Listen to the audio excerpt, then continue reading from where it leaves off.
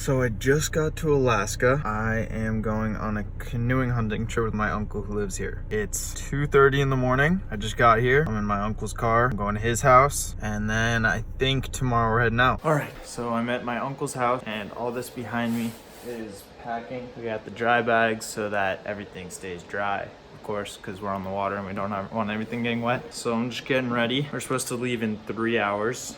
And I got here at 3 a.m. I slept a bit. You know, we're doing great. All fun and game. I'm gonna pack and then we're heading out. Super excited. And yeah. This river does not. Time for, well, it could be anywhere from 5 days to 2 weeks. There's our trusty steed all loaded up. This is the river. This is a kind of a once-in-a-lifetime thing to be able to do. I mean, otherwise you have to hire a guide. My uncle's done this so many times. To be able to just tag along with him while he does his thing is pretty special. Yeah, I'm super psyched, and hopefully you guys enjoy.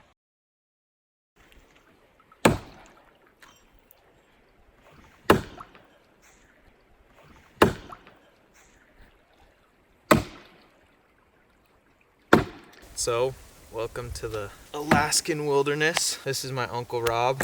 Hello.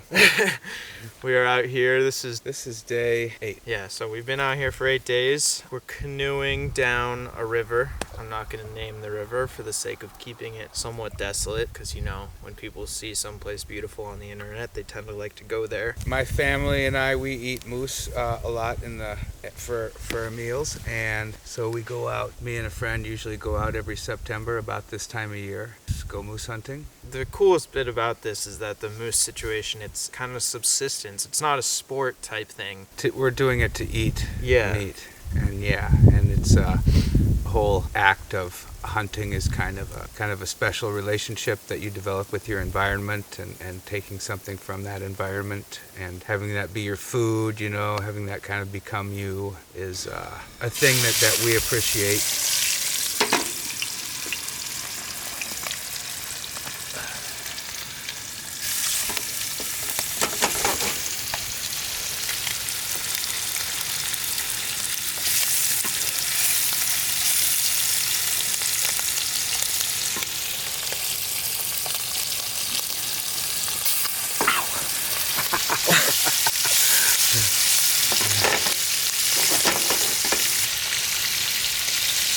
Yeah, maybe this is why my cholesterol level got so high in the first place. I just love eating fat. That'll do it. That'll for sure. This is our first real food in ages. We've been eating the Mountain House thingamabobbers. But we got moose steaks ready. And then we have cabbage and potatoes and onions cooking. And that's fat on moose intestines, for anyone that cares. Catch some salmon every year too, and so we try to eat those. And we have a garden, so we try to, you know, produce a lot of our own food, and, you know, have our food be a part of our relationship with the land and where we live and stuff like that. We were canoeing downriver, got a bowl, took it apart, dressed it. So we got a moose.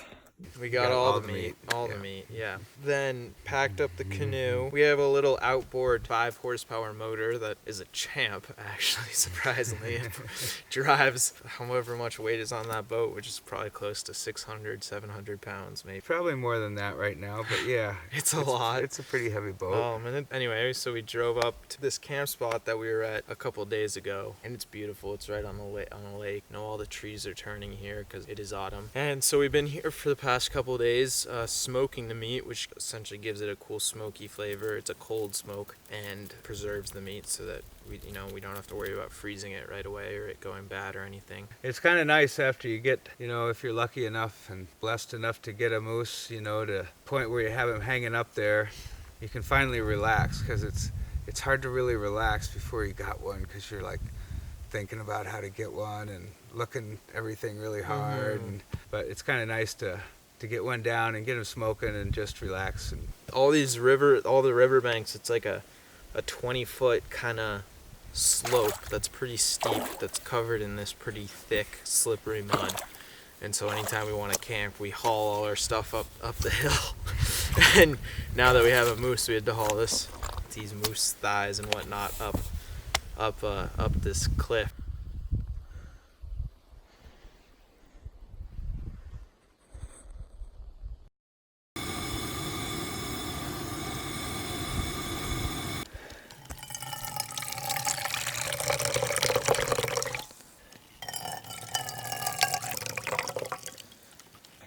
on the river. We love it. But yeah, it's good. It's like 40 degrees. So last night we went to bed at 9:30. Apparently there were the northern lights happening, but I was so warm in my sleeping bag, and it was like 30, 40 degrees out, and I was not about to get up. I should probably see those at some point. Yeah, no, it's been a really cool experience. I mean, we started upriver a bit, and essentially we just had this canoe packed with all our camping stuff. And the other thing that was really interesting about it, which you don't do very often, is we sat in almost complete silence for pretty much the whole time we're going down the river. So we're floating, rowing a bit, but no talking because we don't want the moose to hear us. And then when we get to camp, we whisper. Now we're talking because we got a moose, so we can actually be like normal human beings and talk. But it's kind of nice to talk. It's nice to talk. Yeah. I definitely thought I was starting to hear shit a little bit. But it's cool too. I like the silence too. Oh, yeah. And just listen to the country for a while.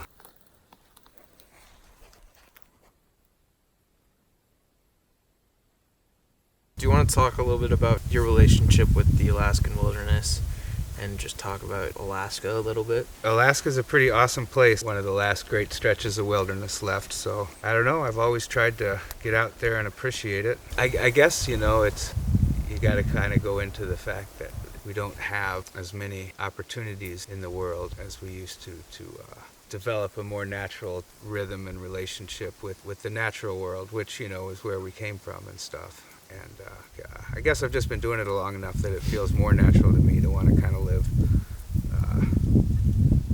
a little more like this, where I get to, spend some time in the backcountry and enjoy that relationship.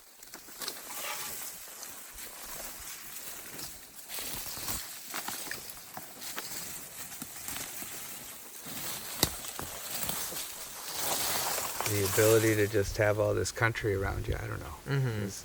Feels pretty lucky. A whole lot of the state is just land that anybody can just go walk into or put a canoe onto some river and float down. You don't need permits, and it's it's all part of the experience. It's good hard work and a fun time. But yeah, I haven't been filming all that much because we've been silent.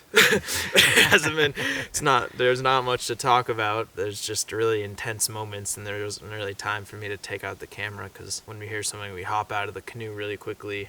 Everything's kind of a little not really rushed, but just everyone, you're really in the zone because it's a big adrenaline rush. Yeah, and it's just a cool intensity that you don't really get with many other things.